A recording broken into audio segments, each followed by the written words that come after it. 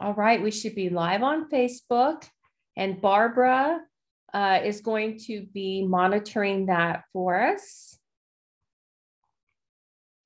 Yeah, so go ahead and put in the chat where you're joining us from. We always love to see that. It's always an adventure, exciting. And if this is your first time, let us know that and tell us where you heard about us. We always like to know that kind of stuff too.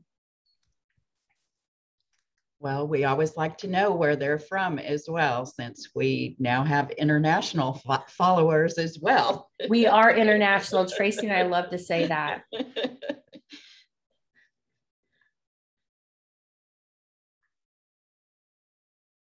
Garland, Fort Worth.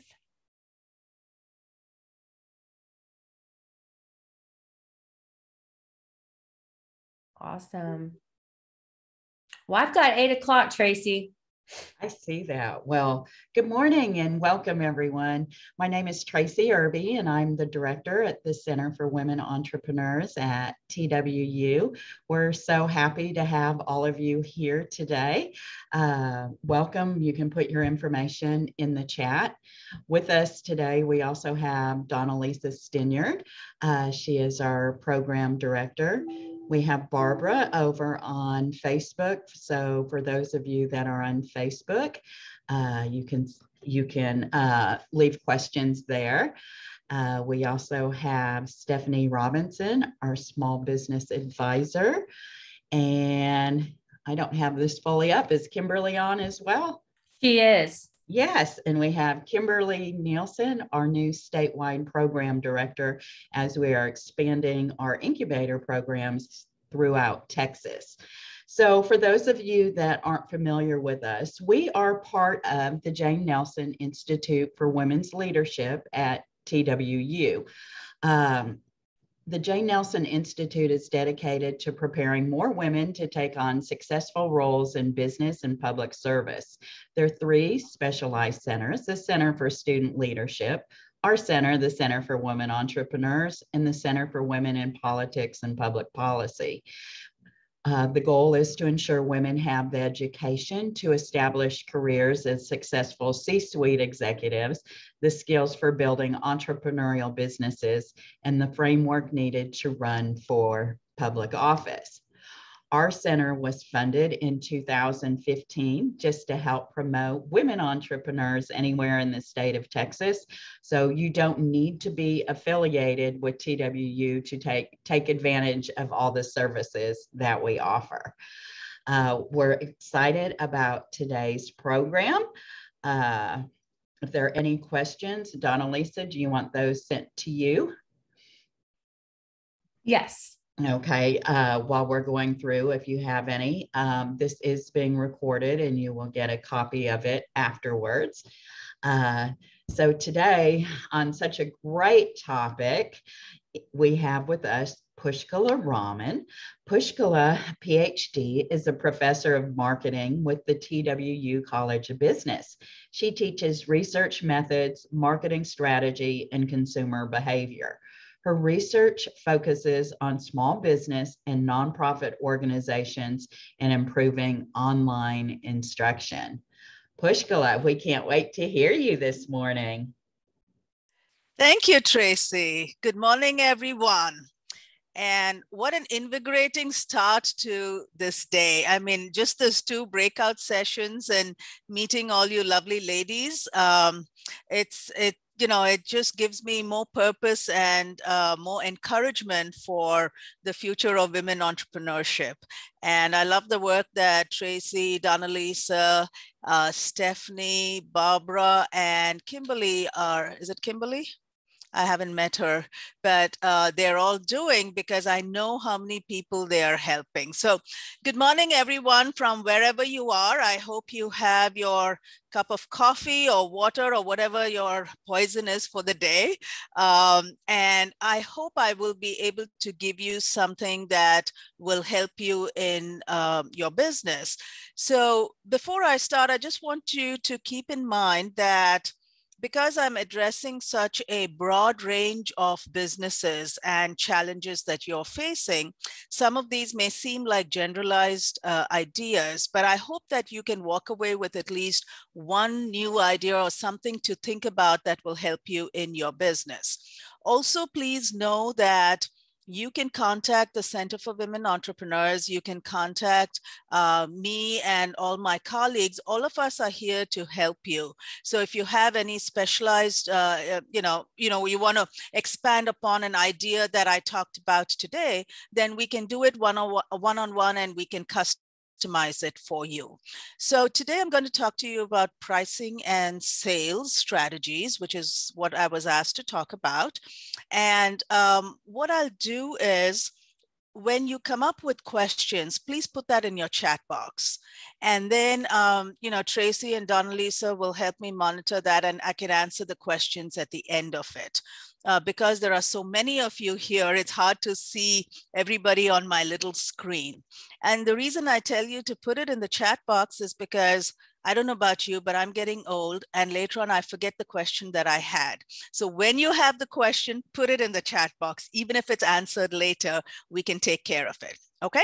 So on that note, Tracy or Donalisa, I presume I can share my screen, right? Yes, ma'am, you can. Okay, so just give me a minute. Let me get my screen going.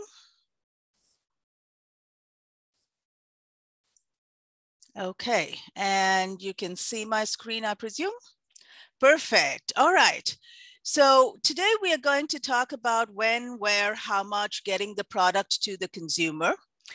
And as Tracy very kindly pointed out, I'm from Texas Women's University. I teach marketing research. So just a pitch to all of you. Universities are always looking for projects to work on for their students. So one of your greatest avenues of free marketing research is the university in your backyard. So whether it be, if you're in Denton, UNT and TWU are available to you. I know that one person is from Illinois, so look for community colleges and universities in your areas.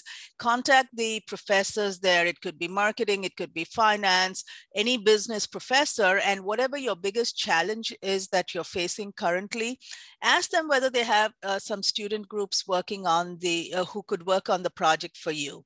That's one of your greatest resources. You don't have to pay anything, and students are, they really enjoy the experience. So put that in your backpack of ideas, and hopefully it'll get you somewhere.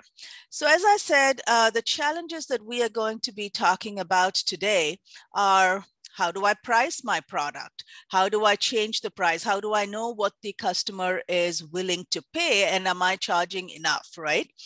And also, how do I get my sales? So in the networking event, which was absolutely fantastic, I love the idea, Donalisa. I think you're doing something wonderful there.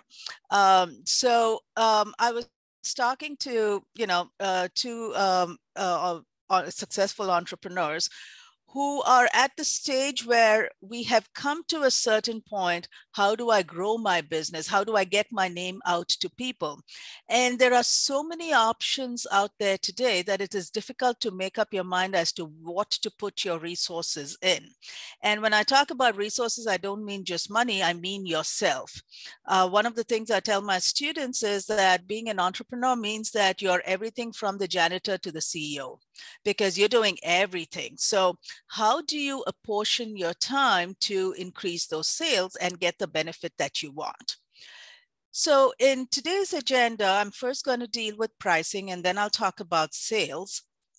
So what I've done is I've looked at what are some of the considerations in pricing and sales, some strategies that you could think about, some practical tools that I have to offer.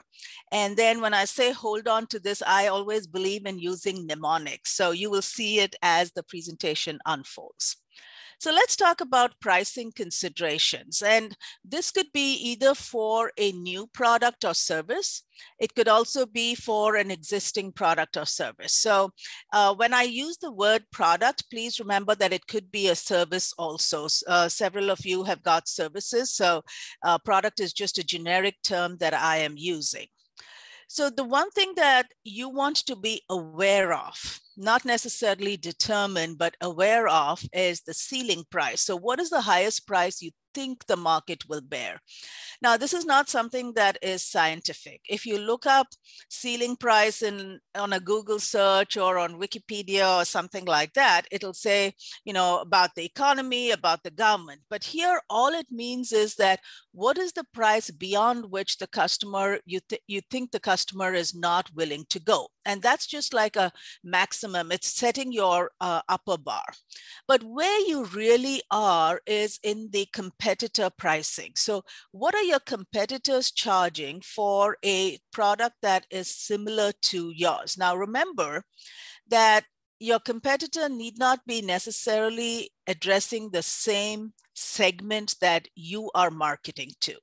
So for instance, I was talking to Sherry while we were networking, and she has a screen printing business.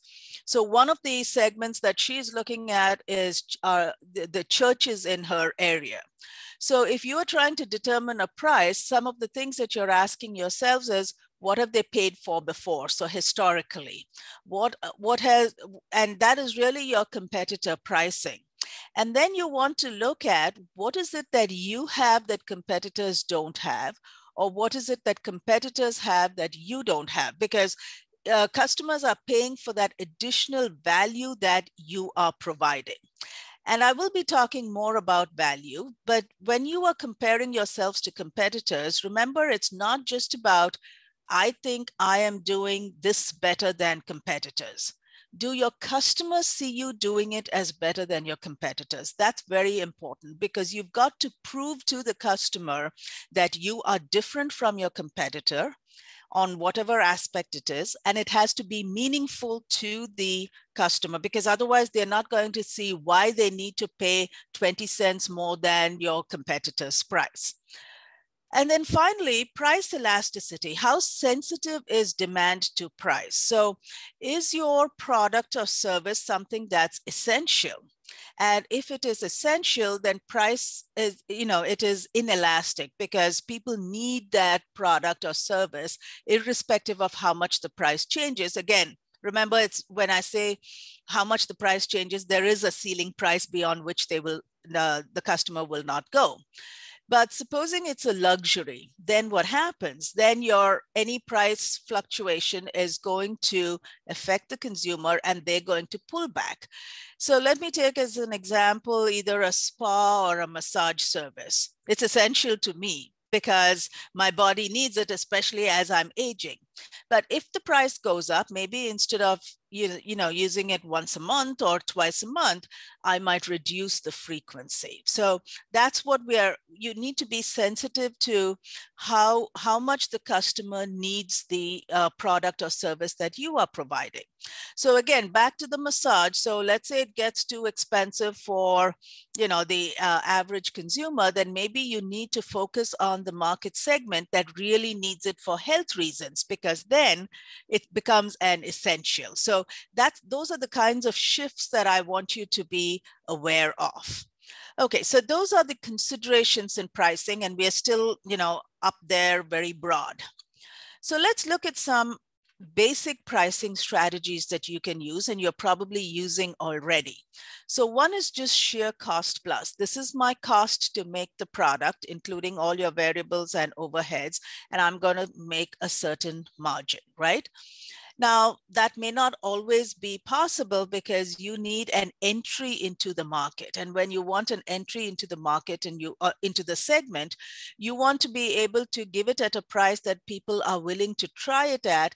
And then you want to be able to increase the price. But then maybe your demand falls. So cost plus is a good starting strategy, but it may not be something that can sustain you for a long time. And then we have margins, which is sort of similar to cost plus, where you're really talking about recovering your variable costs. And that again is a short-term strategy, but long-term, that's not going to give you the big sales boost that you want or the entrenchment in the market segment. most of us are in the space of competitive pricing. And as I said, you do need to do competitors snooping. And again, it's not just about a product that's exactly the same as yours. Broaden your definition of what competitive means. Any product or service that serves the same need as what you are providing. So for instance, if it is screen printing of t-shirts, it could be also screen printing of, bottles and pens. I don't know if you can screen print pens, but other materials, not just t-shirts. So it could be anything that advertises a product. So instead of defining a business as screen printing, you're really saying that I'm in the business of helping my customer get their brand out, whether it be on a t-shirt or a trash can or a purse or a bottle of water. I'm helping them get their brand out. And if you reframe what you are giving to the customer, then maybe the customer will see what the worth of your business is. And we'll go into greater details about that. If you hear me talking a lot about screen printing, it's because I met with Sherry on 2 networking breakout rooms. So that's what's top of my mind for me. So Sherry, thank you for letting me use your business as an example. Penetration pricing is really for either new products, completely new products or services, or when you want to make an entry into the market. So let's say it's a new customer segment that you're trying to get into, then you want to use a low price so that you get that first sale, and then you leverage that to get more sales. Penetration pricing, you're probably losing money on it because your intention over here, your objective over here is to make the sale, get a foothold, be known in that market. You cannot sustain penetration pricing for very long. And the other aspect of that is, let's say I'm pricing something at $5, and that's a rock bottom price. I'm not making any money. Now, after I start making the sales, I have to raise that $5 to, let's say, $8, because otherwise I'm losing money on it. Now, when you do raise it to $8, the customers that you first got are going to drop out, or some of them are going to drop out because there's this huge price increase. So one of the things that you want to be careful about when you're using a low price entry option to enter the market is to sensitize the customer to the fact that this is a one-time deal offer. This is something that I'm offering for you to try the product, and later on it will go up. Large companies, what they do when they use penetration pricing is they use coupons and so on, so that intuitively the customer knows that this is a one-off price that I'm getting, and later on it might go up, so that they're not shocked when the price actually goes up. So let's talk about some pricing tools that you can potentially use. There are, you can either ask directly the customer what they might pay for the price. But when you ask somebody what they might pay for the price, in a survey, your respondent is not going to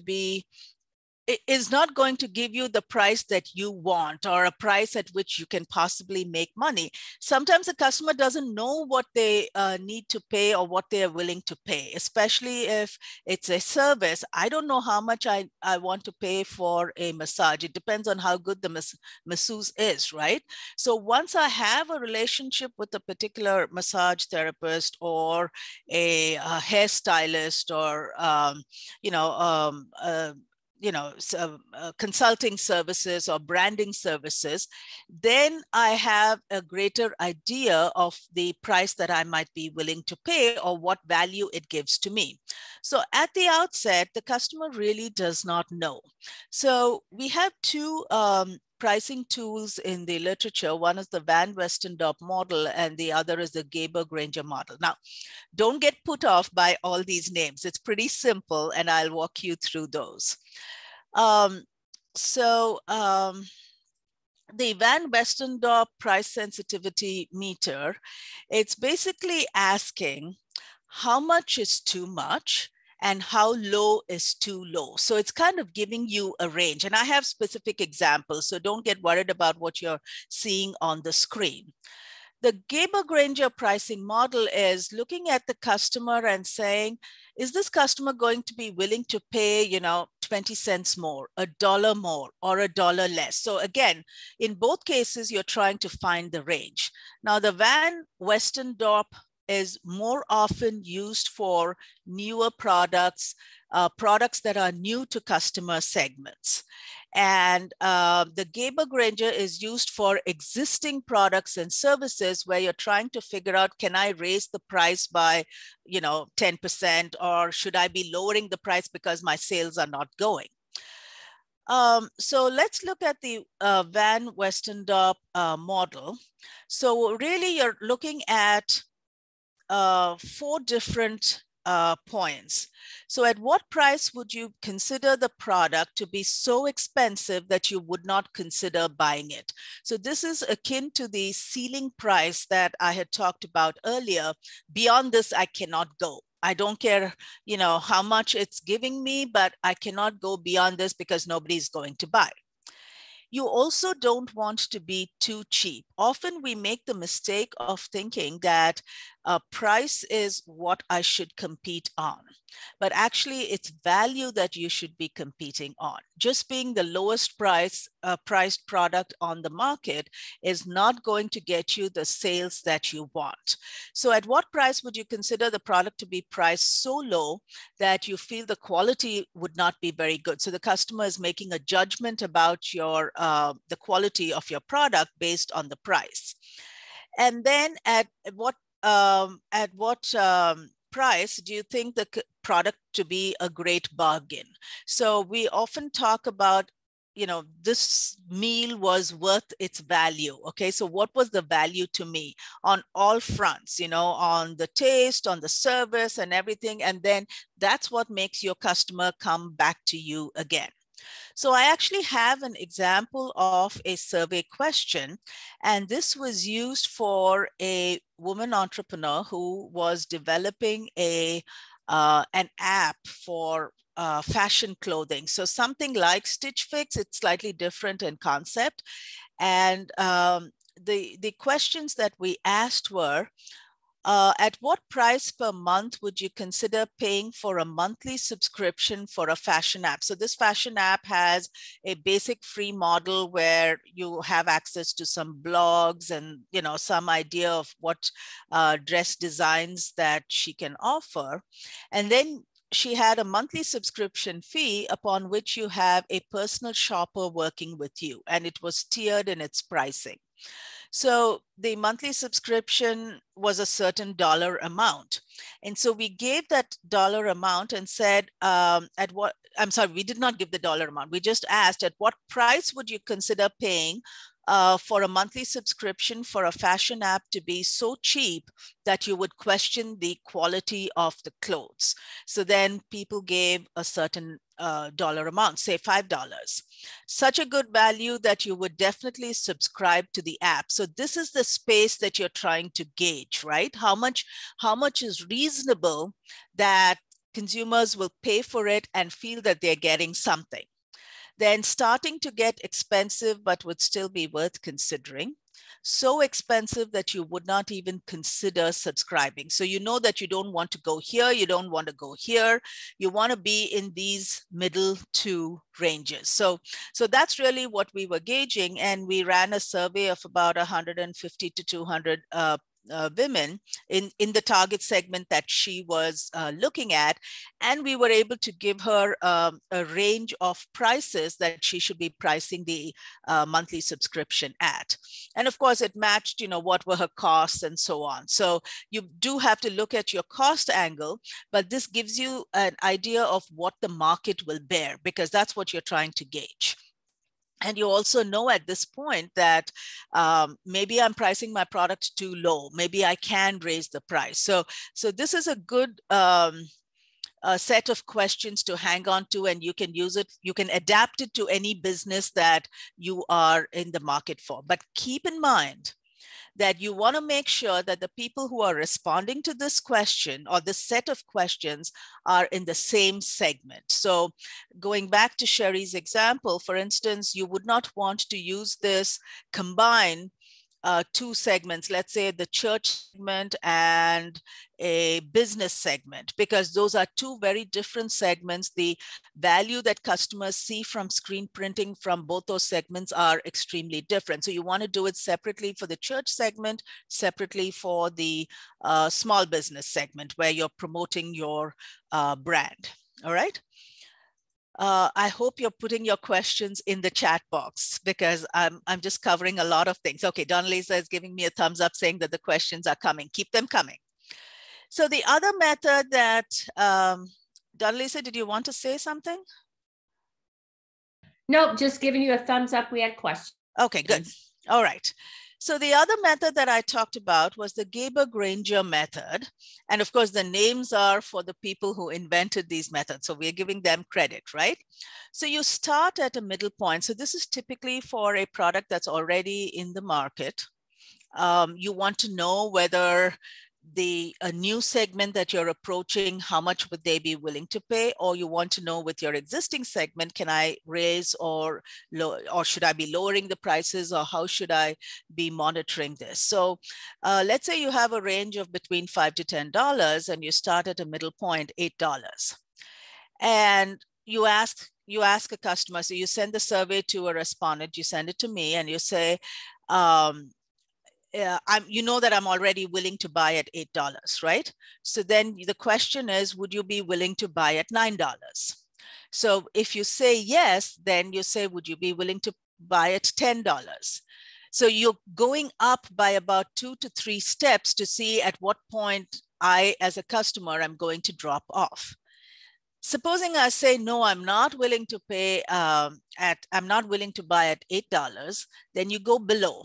$7, $6, again, within a range. You don't go rock bottom and say $0 because then you don't have a business, but you're looking at the range and saying, okay, what is the bottom? What is the top? How many customers are willing to pay at the different levels? And you can actually chart this and you can see the range and the price point at which the maximum number of customers are going to be willing to buy your product. And again, these are things that come out of surveys. You can use student researchers. Again, like I said, approach your universities. Those are your best resources because professors are looking for clients to use in their marketing research, marketing strategy. And I'm talking marketing because that's my business, but this includes financial, accounting, HR. If ever you have a problem with staffing and you want to develop a code for how to hire people, go to your local university and approach the HR professor. They are more than willing to talk to you. So that's just an aside. So back to the sorry, I think I went a little too fast. So let me reinforce on the Gaber-Granger method. You're looking at a range and you're giving step up, step down, and you're trying to see at what price point is your highest demand beyond which you should not be going. So that gives you the market side of the pricing considerations. So this is the takeaway that I hope will help you in terms of remembering it. Now, when I was writing up this presentation, my husband said that VCR is a thing of the past, so nobody might know what VCR stands for, but I still think it sounds good together. Blame it on my gray hair, but I know what a VCR is. So this is the video cam recorder. So what I'm talking about here is don't compete on price alone. And I've made this point before. Focus on value. So you really need to sit down and think for yourself, what is the value that my product or service is giving to my consumer? But don't just think of what what you think. Ask your consumer, do you see value in what I am giving you? Okay, because if the customer does not recognize the value, there's no point in you talking about it. You've got to help the customer recognize that value. So one of the ladies I was talking to in the networking event just before my speech was talking about they provide branding and marketing services. How do you help small businesses recognize that they need it and it's not an added expense, but an essential part of the plan? Okay, so that is the value that they are bringing to the table, but she needs to be able to help customers recognize the value and how it has helped other small businesses. So that's a big part of the marketing effort, that this is how my product or my service is going to help your business grow. You need to make that connection. And that's a whole different speech on another topic. And I'm sure Donalisa and Tracy will probably have another speaker, or they might have already had another speaker speaking to that point. So focus on the value that your product is bringing to the customer. Make the customer see that value, because then your price is no longer looked at just as a dollar amount, but it's looked at, I'm paying for this service. I'm paying for this extra comfort that this product is bringing to me. The second thing is having clarity in pricing. I know that a lot of you have got services as your business. And in services, unlike products, you don't have, just the fixed level, but consumer research has shown that anytime consumers are faced with confusion about pricing, too many clauses, too many things to think about, they'd rather walk away than engage with that, which is why Netflix has been successful for so long. And I mean so long because just now they've had a big stumble in the market. But their clarity in pricing, they had just two or three price points. And when customers were looking at Netflix, it was very clear to them they were paying $19.99 or whatever the, I don't know what the prices are right now. But knowing exactly what you're paying and what you're paying for is very important, because then your customer is not confused. Because whenever they see too many clauses, too many add-ons and so on, they become suspicious. And I'm sure you as a customer of other products also become suspicious. Are they trying to bamboozle me? Is there something that I'm missing over here? And the moment you start asking those questions, greater likelihood that that customer is going to walk away. So for those of you who have services, I would highly recommend tiered pricing. So, and again, not too many tiers, but be very clear as to a basic, middle level, whatever you call it, and then a premium. What is it that you're getting at each of these levels, and make it extremely explicit to the customer as to what they're getting for that particular package. So that's the C, the clarity in pricing. And finally, which is again, I have kept repeating this, customers should know the worth of what they are getting, because the customer is being rewarded for the dollar amount that they are shelling out to you. So let them know the reward. And that's the R in the VCR. So again, value, which is very closely related to the R. Focus on the value. What are you bringing to the customer? Does the customer see the value? Make sure that your pricing, your pricing statement is very clear. And that again goes back to customers knowing what they're getting. And finally, let the reward be identified for the customer. In this day of overload of information, there are so many things that are going on that the customer doesn't want to be loaded with too much information. So that's why it's very important that we be very clear. So that is my pricing strategy. And next I'm going to talk about sales. Donalisa, could you give me an idea of time? Because I realize I don't have a clock over here. So am I good on time? Yeah, you got about 12 minutes, Pushkala. Okay, great. So, so value, focus, clarity of pricing structure, reward for the customer. So now let's move on to sales strategies. And I might rush through this a little bit, but my slides will be available through Donalisa. So if you want just the slides, you'll get it. And I believe it's on YouTube also. So you have multiple ways in getting my slides, okay? So in sales and distribution considerations, and I know that this is very broad because each of you have different sales, different businesses that you're dealing with. It's extremely important to identify your target segments and make sure that your target segment really needs your product. Don't go for a target segment just because you think it's good, just because you think they have a need. Find out from them whether they really have a need and whether you can meet that particular need. So that's point number one. Point number two is very closely related to the value that I was talking about earlier. What is your unique selling point?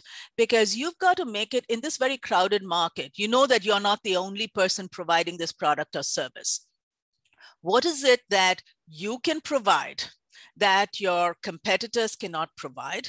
And finally, again, the customer needs to know the worth of what you're providing. Is your unique selling point important to your target segment? So you need all these three in place before you approach your target segment, because that's how you craft your message. I can go up to anybody and say, hey, would you buy my whatever it is? But they need to know why they need my product over somebody else, okay? So research is important to identify these. Most of you already know this, but when you have different segments, you have to talk about each of these segments and find out whether the USP is the same for all of these. So in terms of strategies for sales, I try to make it very simple. You have your existing customers, you have your new customers. And you've probably heard this maxim from several people that 80% of your sales comes from 20% of your, I always mix this up, but what I'm saying is that your existing customers are gold for you. So the customer retention part is very important, because not only are they coming back to you to buy your product, but you also have the opportunity to get them to buy more of your product. If you have new additions, those are the customers that you're going to start with. So increasing share of wallet from an existing customer.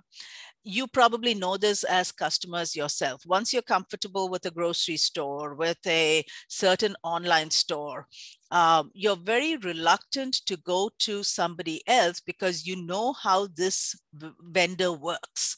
A simple example, even with your rideshare apps, you know how Uber works. So even if Uber is a little more expensive than something else, you don't want to contend with downloading a new app, finding out how that new app works. So you tend to stick to the familiar. And that's what customer retention is all about, and the relationships that you build. And of course, loyalty programs are a great way to keep your existing customers with you. In terms of new customers, and I know some of you are dealing with this, especially after the pandemic, you have moved from sales to the customer or sales through a third party like a distributor or the trade.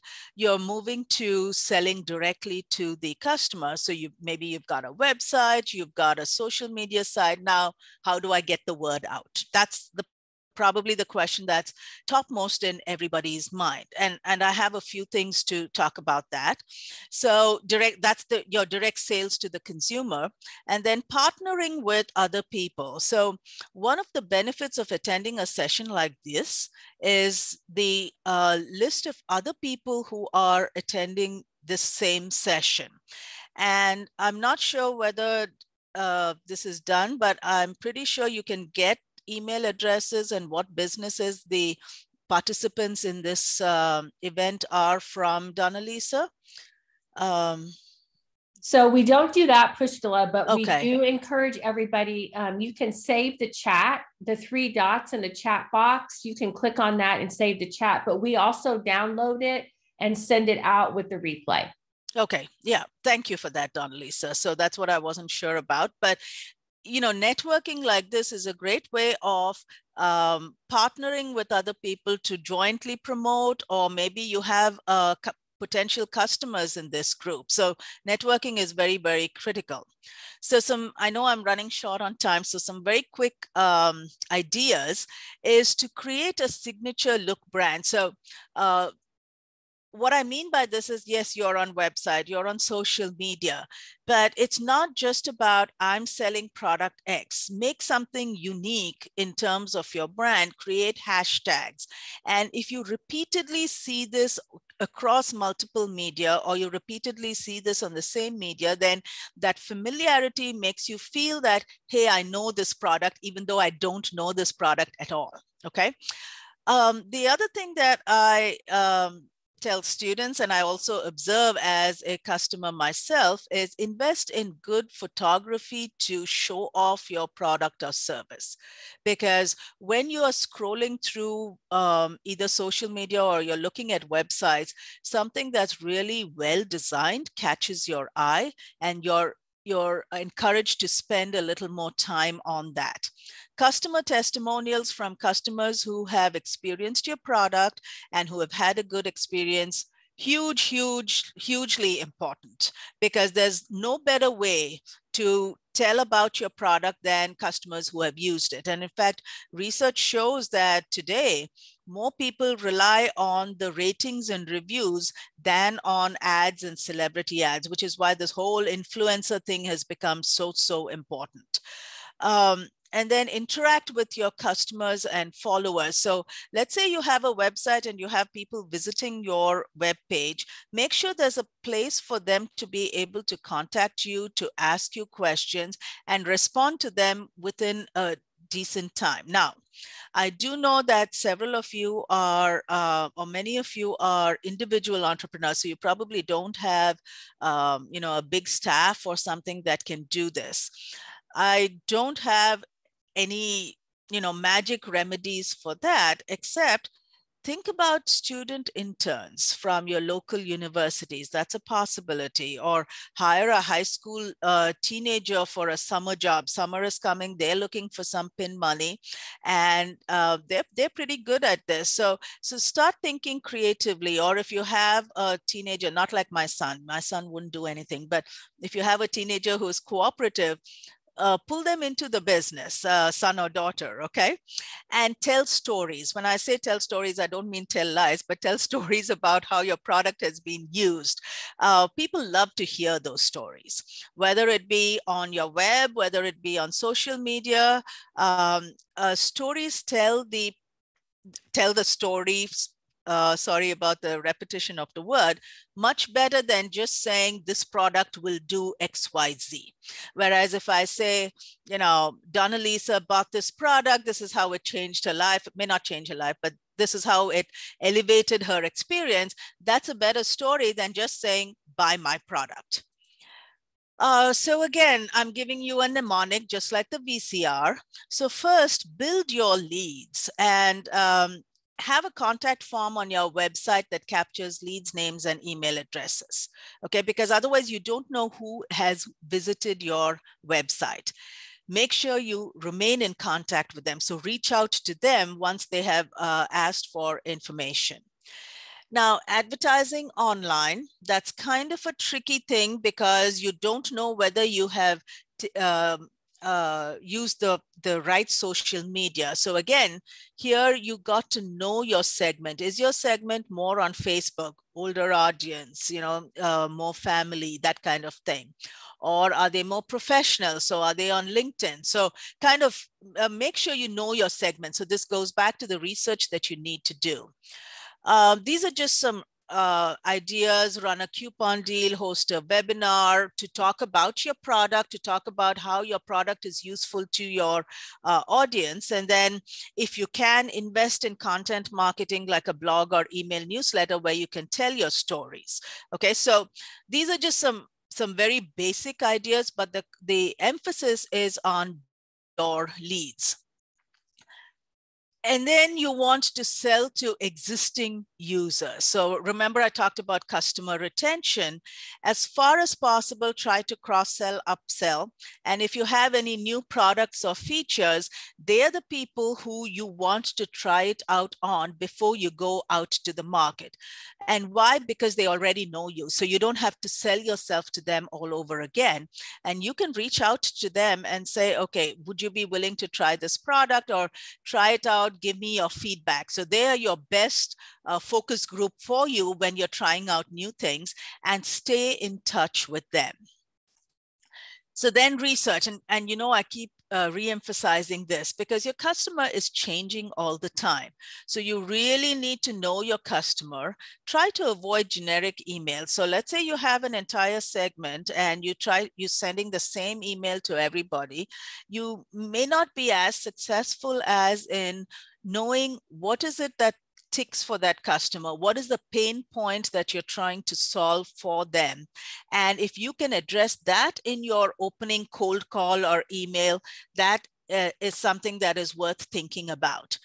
When I say set goals for each interaction, I don't mean dollar goals.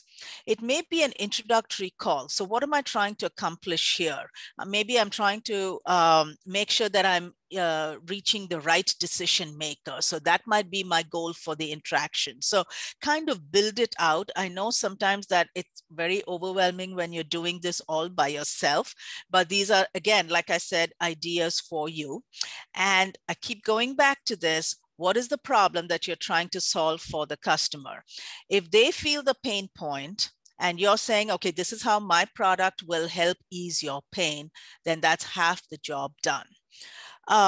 When I say set up a sales cadence, what I mean by that is establish a kind of routine. So maybe you say once a week, I'm going to focus on my existing customers. And so Mondays are for existing customers. I'm going to reply to them, or I'm going to be in touch with them. It's not as simple as that. It depends on the business that you have. Maybe on Thursday and Friday, I'm going to work on new customers. And the reason for the sales cadence is, as an entrepreneur, when there are so many demands on your time, things fall behind, and you might send out generic emails today and then not follow up at all, or things happen. And it's not because you are not caring, but things happen. So if you have some kind of a routine, 2 to 4 on Monday, I'm going to spend on this in terms of sales, then that might help you. There are some software programs out there that will do some of this customer relationship management. Maybe you're ready for that, maybe you're not ready for that, but those are also things to explore. And then prioritize. What I mean by that is, when you try something new, track your time, see how much business you get out of that segment. If it's not meeting your goals, then just say, okay, I'm not going to pursue this segment anymore. I think it's time to pull out and focus on another segment. So let's say I have segments A, B, and C, and I'm trying all of these, and I find that I'm getting more response from B, then you may want to pull back from A and C and focus on B. The other point of this is, let's say you're doing Google search engine optimization and you've invested money in that, and you find it's not getting you anywhere. Just because everybody is using Google SEO, don't be afraid to say, okay, this is not working for me. I need to find something else. Let me pull my money from that and put it into maybe Instagram, maybe LinkedIn, whatever the social media that seems to work for you. So definitely keep track of what you're doing. Give it some time, maybe set a goal and say 3 months, let me see how much Instagram has helped me. If it has helped me, then you want to invest more time and more resources into Instagram. If it's giving you zip, pull out. Don't be afraid of that. But it's better to try it out, give yourself limited time, and then pull out. And that's why the sales cadence also, because you need to set those goals and say, okay, is it meeting my goals? So coming back to what you take away from this, yeah, I thought you would get a laugh out of this. So burp, right? So build your leads, focus on your existing users, do your research. get help to do your research. You don't have to pay for it. There's a lot of research out. A lot of people who are willing to help you with your research. And as Donalisa has mentioned, the Center for Women Entrepreneurs is a great resource. They have business consultants. They have other tools and things that they can help you with. They may even have previous workshops that they have taped, which might be able to help you with some of the aspects of your business that you're working with. So use these resources and prioritize your resources and time. Your time is very, very valuable. You are providing a great service to the community with your business, and we want to make sure that you succeed. So prioritize your resources and time. So there you go, burp. And on that note, I want to thank you for being a very appreciative audience, even though I cannot see you. That's my contact email. So feel free to contact me with any questions. I have a marketing research class every fall and semester. So if you want projects, I probably will be able to do that, or find a colleague who can do that for you. And on that note, I am going to stop my share, and I'm ready to take questions. All right, I've got questions. Oh, sure. Our first one is from Brenda. She says, how does pricing come into play when you are dealing with a global market and cannot compete with India or China, for instance, in terms of competitive pricing? So are you sourcing from there, or are products coming from there, Brenda? I am not sourcing from there yet. Right now, a new material that we want to introduce onto the market is sourced in the US. And that's one of the selling points that we'll use, is that it is, you're supporting a US business. Mm-hmm. But at some point in time, this material mainly comes out of China and India, and it's going to come into play. Okay, so remember what I was telling you about making it worthwhile for the customer. So what you're doing about saying that it is made in the US is extremely important, because that adds to the value for the customer. And see if you can identify segments to whom that will make a difference.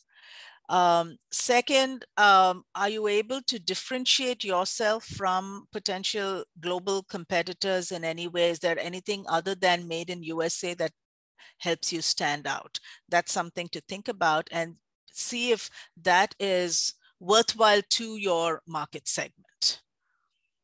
Okay. And I think what you're saying is it's going to come out from China and India. It's not yet come from there. So maybe the first mover advantage, you are first to the market, or you're sooner to the market than your competitors.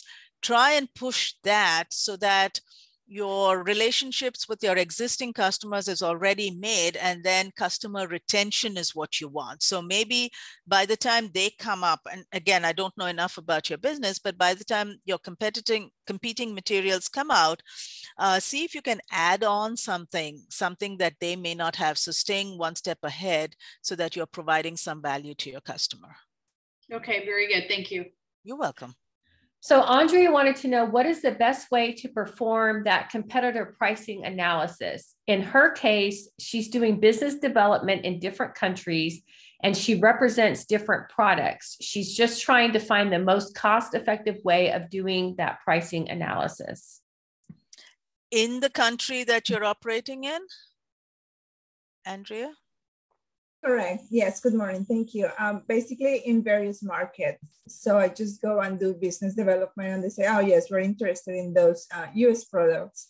But then I'm just curious, how can I just do it faster? How can I just check the competitor prices? But what you were saying just now in terms of differentiation, that's very important, especially in my case, because they're US products, it's technology coming from the US. So that, yes, give us an advantage, but still I like to make sure that the price is not so high. It depends on what product it is. Sometimes you can even use Google to go into those markets and find out what the prices of competing products are. So again, I don't know what types of products. If it's consumer products, you can find it on Google. You can even, I'm sorry, these are technology products like technology. Okay. Yes, used for different industries, especially for the oil and gas. So you'll probably have to contact people in, I don't have a ready answer to that, Andrea. You probably have to contact people in the oil and gas sector because they have good knowledge of what's going on in other countries, because this is a very global market.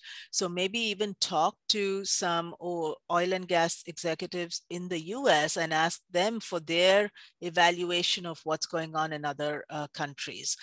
The one advantage that we have today is we can even do Zoom interviews with people in other countries. Then that's the advantage of these virtual presentations. So if you, I don't know if you have contacts in those countries, see if they can set you up with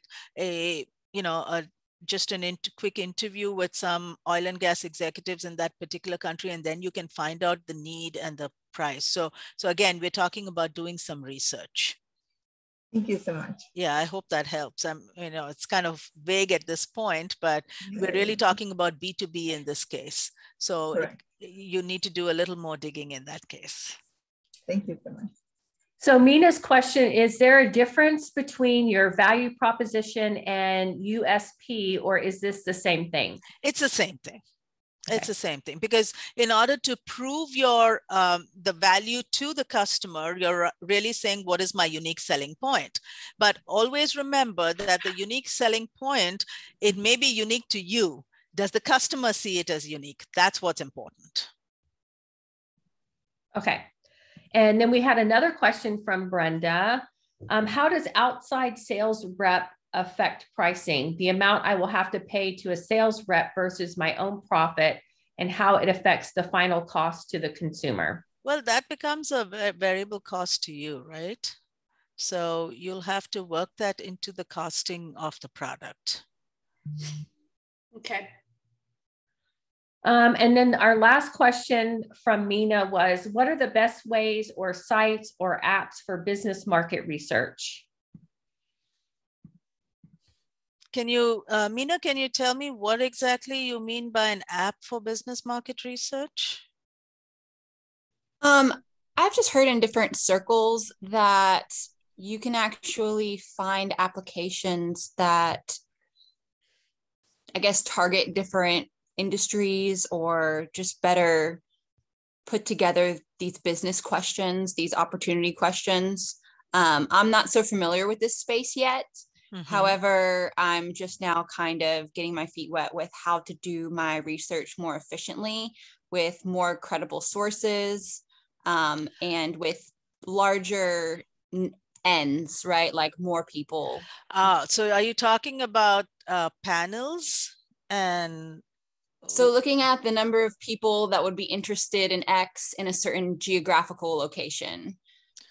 Okay, so I'm not familiar with apps that do that. Do Tracy, Donalisa, or anybody else have any information? Yes, Donalisa. So I know that one of the biggest things we talk about in our small business training course, and Stephanie from the TWU library is on here, but your local library is a tremendous research for market research, demographic, competitive analysis, like who's in your area that's doing the same thing or closely to the same thing.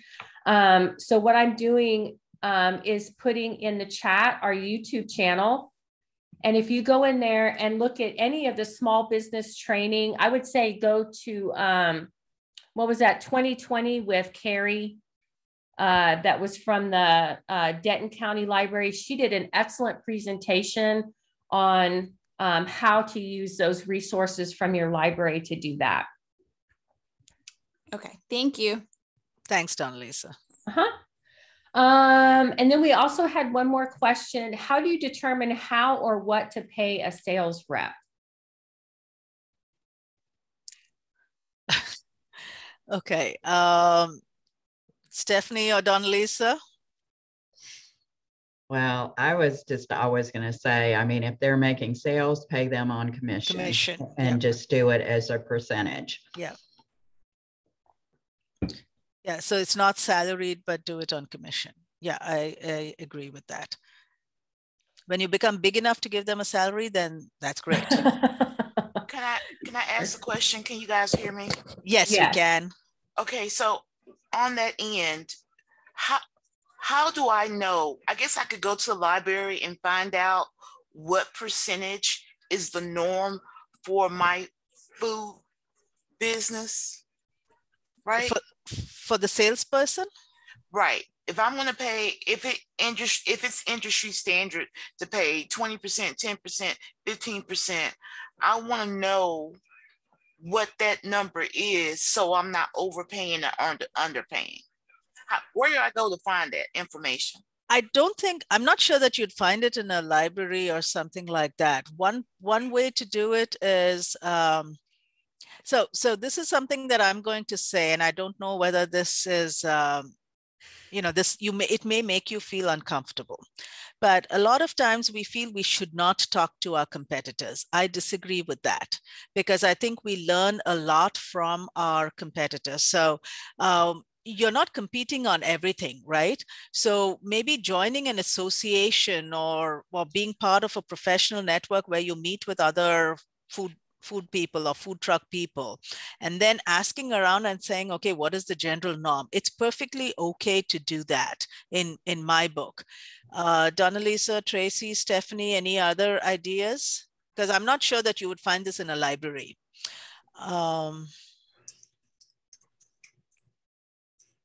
Donalisa? That is definitely not my area. And I definitely don't think there's anything wrong with talking to other people and finding out what the industry standard is. In addition to that, I think you also have to look at, and Tracy, chime in if I'm wrong, you also have to look in if the industry is 20%, but you can't afford 20%. Yeah, if that's going to put you in the hole, right, then you don't want to do that either. Mm-hmm. So maybe that's something, maybe spending some time with our business advisor or something, Tracy? Mm-hmm. Well, yes, but also think 20%, if you're making 80% you weren't going to have, it's worth it. Mm-hmm. I mean, to pay someone to get you business that you would not have had otherwise. But again, you can set a time with the advisor and they can see exactly what your product, but you can also look at associations. Right. Again, and try to find the numbers as well. But I'm with you, Pushkala. I believe in having relationships with competitors. Yeah. Absolutely. Don't be afraid of doing that. It's not like you're revealing your state secrets or they're going to snatch clients from you, because you have to work hard to do that. Customers are not just going to switch out, but belonging to a professional association, of like-minded people, you learn a lot from others and they're willing to talk. So somebody who's well established, they're probably competing for different market segments, your local, you gain a lot from that interaction. All right, well, it's 9 o'clock. So Pushkala, thank you so much for your time today and this fabulous information. I know this is always something that we get asked about. So this will be a great addition to our YouTube channel. To continue to be a resource.